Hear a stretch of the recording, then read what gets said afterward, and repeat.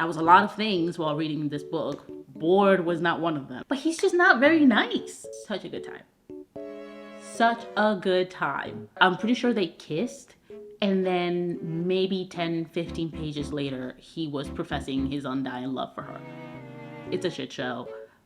What do you know? I was severely, not just thrown off, I was whiplashed.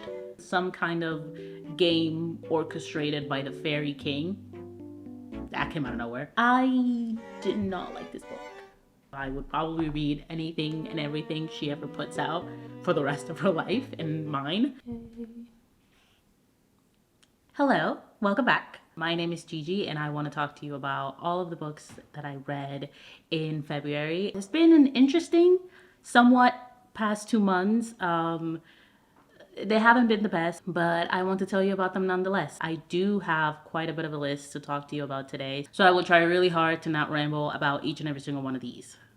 So let's get into it. The very first book I read in February was House of Flame and Shadow by Sarah J. Maas. I actually technically read this in January because it came out January 31st, and that is when I started reading it, but we're gonna count it in February.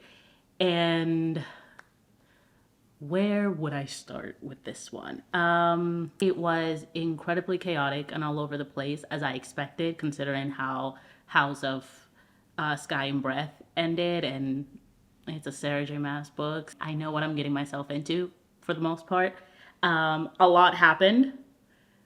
A lot happened. I won't say any particular spoilers, but if you are planning to read Crescent City, even me merely describing what House of Flame and Shadow is about will absolutely spoil the first 2 books. So this is your warning to probably skip ahead if you are planning to start the series. I'll put a timestamp so that you can just skip to the next book. We kick off immediately from the events of the previous book. Hunt, Rune, and Bastian, I think, are in the Asteri dungeons.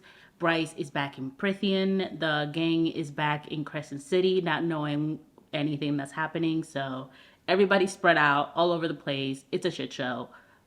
What do you know? I have seen a lot of criticism, people talking about how Bryce's time in Prithian was not what they expected. She's not frolicking around the Night Court or Valeris, meeting the inner circle and whatever, which I understand. I really do get why everybody was so upset. When you're sold that there's going to be worlds crossing and, these characters are going to come together, you kind of expect them to interact in a positive light. So I understand why everybody was upset. However, I do think it was very realistic that Bryce was not frolicking around Valeris, considering that she literally dropped out of the sky, and we all know how incredibly protective the inner circle and Rhysand and everybody is about the city and their world in general. So it makes sense why they wouldn't be like, hey, you stranger from another universe that we didn't even know existed up until a couple of seconds ago when you showed up at our doorstep.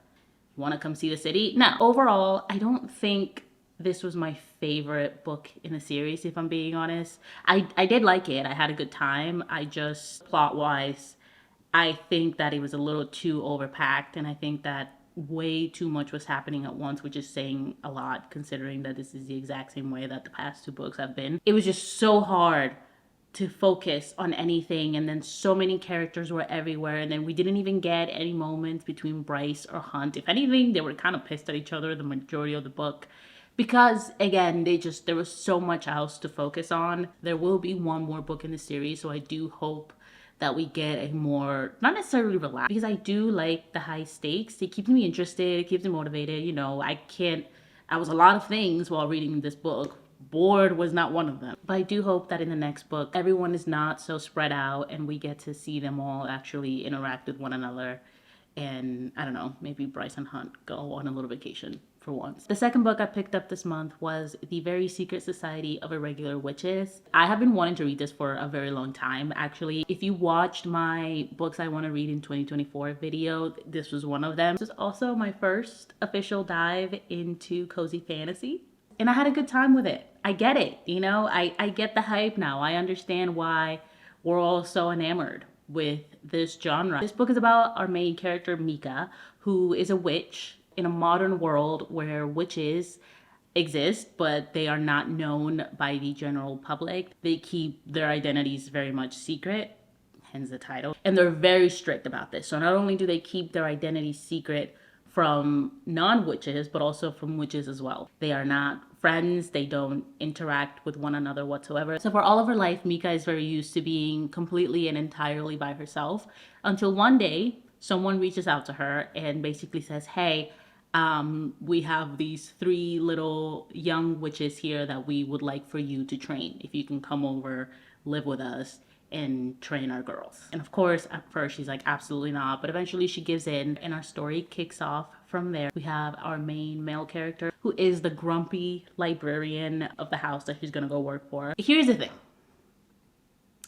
I enjoy this. I did. I really, really loved, I want to say, the first 3/4 of the book. I mean, the banter between the characters is really funny. It really had me laughing out loud a couple of times. It wasn't until about the last quarter of the book that it kind of started to dwindle for me a little bit, because it got progressively very kind of cheesy. There is a huge theme of found family in this story, which I really enjoy. It is one of my favorite tropes of all time. So cookie points for that too. A big selling point of this book is the romance and how this is supposed to be an enemies to lovers type of situation. And I could not have cared less about the romance. I really couldn't have. I didn't hate Jamie and Mika, but I didn't really care for them either. If anything, I was much more interested in scenes where the children were in them and the other people in the house were in them. Like whenever Mika and Jamie were alone, they just didn't really do it for me, if I'm being honest. I thought their relationship was actually rushed quite fast. I'm pretty sure they kissed, and then maybe 10-15 pages later, he was professing his undying love for her. I did like this book. I did have a good time, but I don't think I loved it just as much as everyone else did. I will say I give this book major props for being probably the only story that includes children where the kids did not annoy me.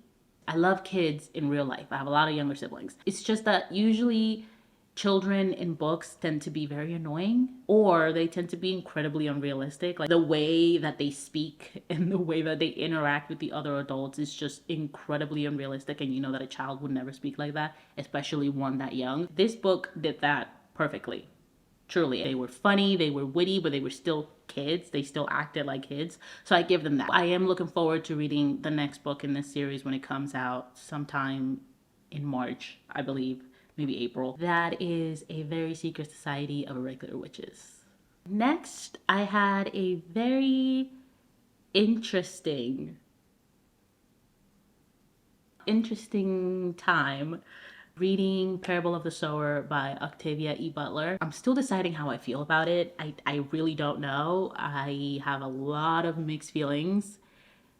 It's just I guess I should tell you what it is about first. Parable of the Sower is a dystopian novel that takes place in the future, back when this book was written, and the future is actually now, 2024, after the fall of society as we know it right now. It's never really explained exactly what happened, if there was one specific event that made society fall. We are navigating this society through our main character, Lauren. She's 15 in the beginning of the book. She lives in this closed off community. Outside of the community is not a place where you want to be. There's a lot of crime, a lot of corruption, and we basically just follow her around and follow the community around to see how everybody is trying to survive. I can't really tell you how I feel, because I've felt a lot of emotions while reading this book.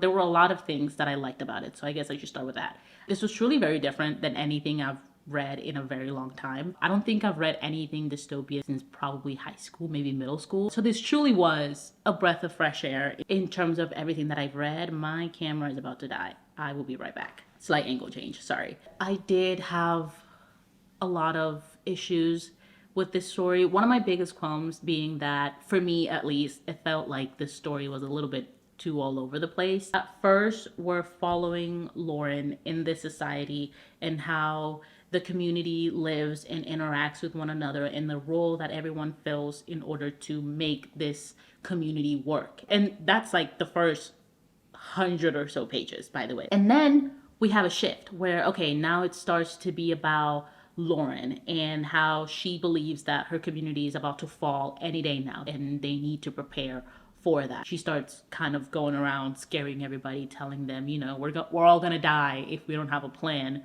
to get the hell out of here when things go south. And then we have another plot shift. Something happens. She starts a journey up north from California, and we follow her as she's state crossing and all the different people that she meets along the way and how they become part of the story too. I just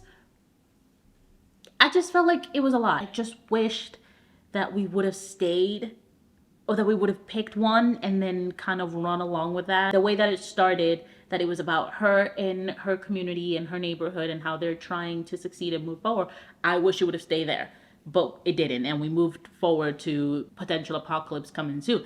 I wish it would have stayed there. And then we moved again to her journey up north. And by then I'm like, okay, well, I really don't know where this story is going anymore.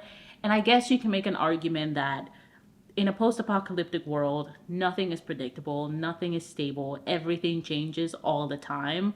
So it only makes sense that this story changes all the time.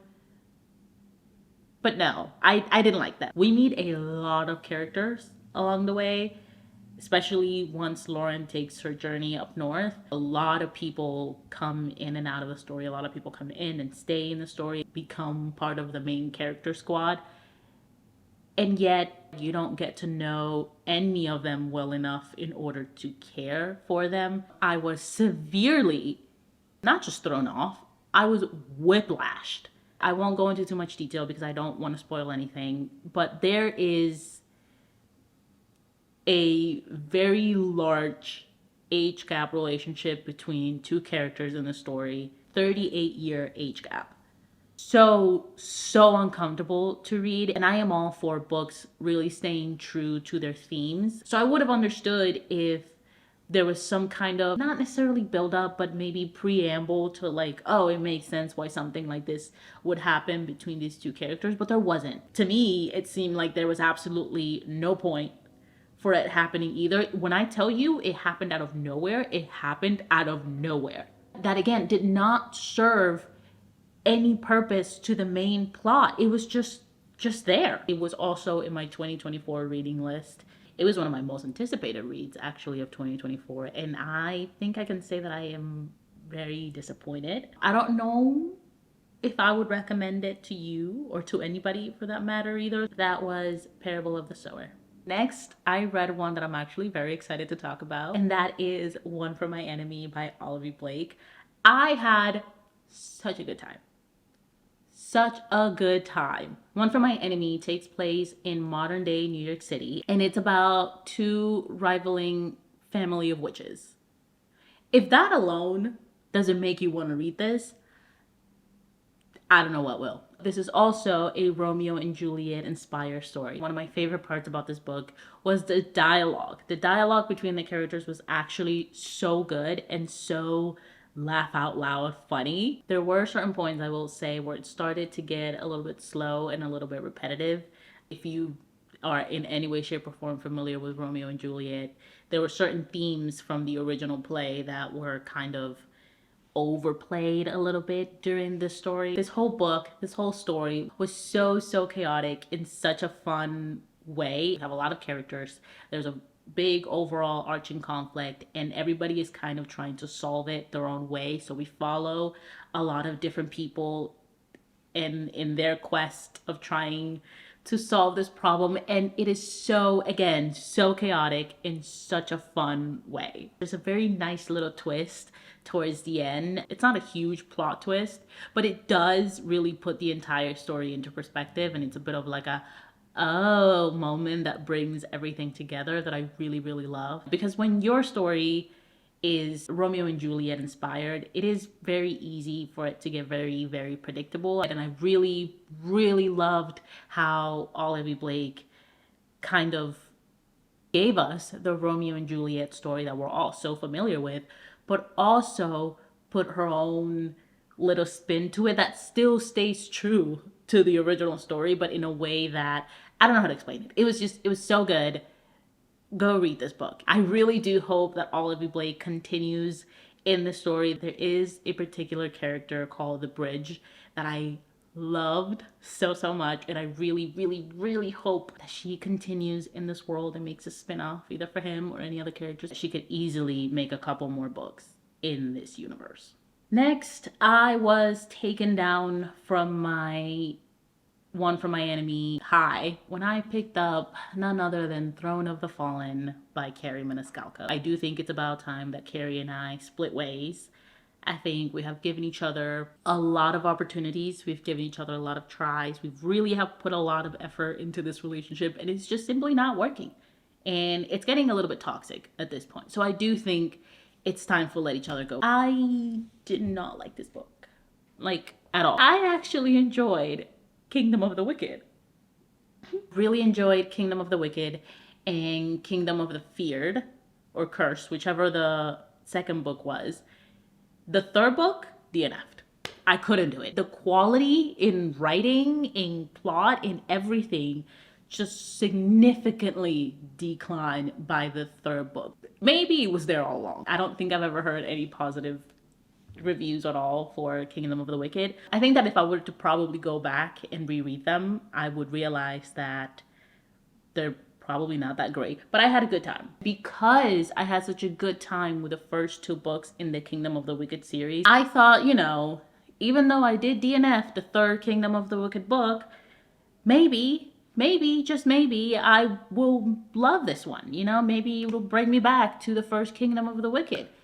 It did not. If you really like this book and you enjoy them, that is awesome, really. If you loved the Kingdom of the Wicked series, you would probably really like this one too. I'm just saying that if you, like me, did not love all of Kingdom of the Wicked, then you probably will not like this either. For this book, we are following...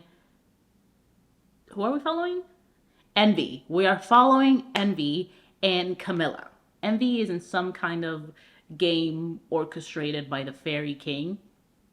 That came out of nowhere. And he's in this because there's something that he needs in order to help save his kingdom. Camilla, who is a regular human living in the regular human world, turns out to be one of the clues that Envy needs in order to continue and potentially win the game. So that is how they come together. First of all, the main plot is Envy and Camilla's relationship and their love story. And I couldn't have cared less about them, even if I had tried. Again, I could be saying this because it's been a while since I've read Kingdom of the Wicked. I was a little younger. I was a little fresher into the romantasy genre, so maybe if I were to go back now, I would see his flaws too. However, what were their names? Wrath and Emilia. I really enjoyed their dynamic. I like their love story. Their relationship develops throughout two books, so you really get some type of nice slow burn in there. With Envy and Camilla, there was nothing. These two were ready to jump each other's bones. Page 5. This is also sold as an enemies to lovers. There are no enemies. Also, Envy is not nice to Camilla. This entire book, we know that he's supposed to be morally gray. I mean, he is a prince of hell after all, but he's just not very nice. He says very mean things to her. He treats her like she is dirt under his shoe. And instead of having some dignity, Camilla is like, oh, I'm gonna be the one to crack him. Girl, stand up. All of that being said, this is not the first thing I have ever read. This is not the first thing I will ever read. So if you were still interested to read Throne of the Fallen, go ahead. You know, you might have a much better experience than I did. I think it's like a 500 or something page book. And at that point, I had been in it far too deep and there was no way that I wasn't gonna finish it. But you wanna know what's really sad?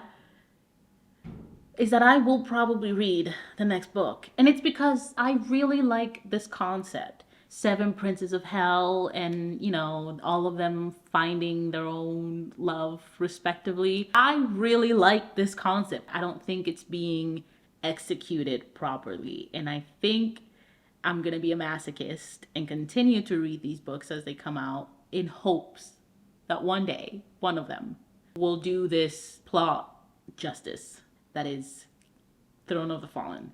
And the last book that I read in February was... Okay.